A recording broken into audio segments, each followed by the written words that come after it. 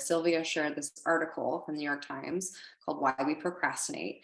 And this article explained really clearly and really wonderfully how procrastination is a coping strategy. And something that I started doing has been reading this with students. And it's actually really amazing the work that has come out of that and the effect it's had on a couple of my students.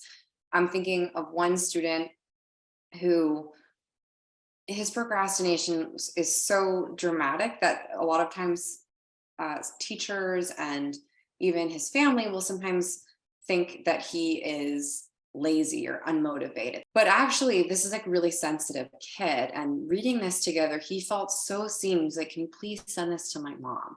Just because, which really broke my heart, because he could really relate to trying to avoid these uncomfortable feelings and that being the reason why he was putting things off and not wanting to do some certain homework. And it really changed our relationship. He had been trying to avoid doing homework with me because he just didn't want to do homework in general.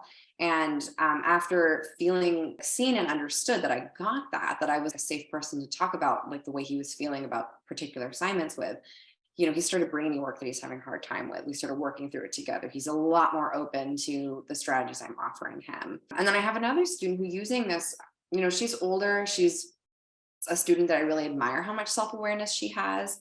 And so similarly, she was very aware that she procrastinated and wanted to solve it, but wasn't really sure how to. We were able to develop sort of like a journal log format that when she was wanting to procrastinate, she would write down what it was she wanted to procrastinate, what the feeling or the fear was underneath that, if that fear or feeling was real, if that was reality. Like, for example, if I'm scared that I'm going to do poorly in my history class, is that real? Am I not a good history student?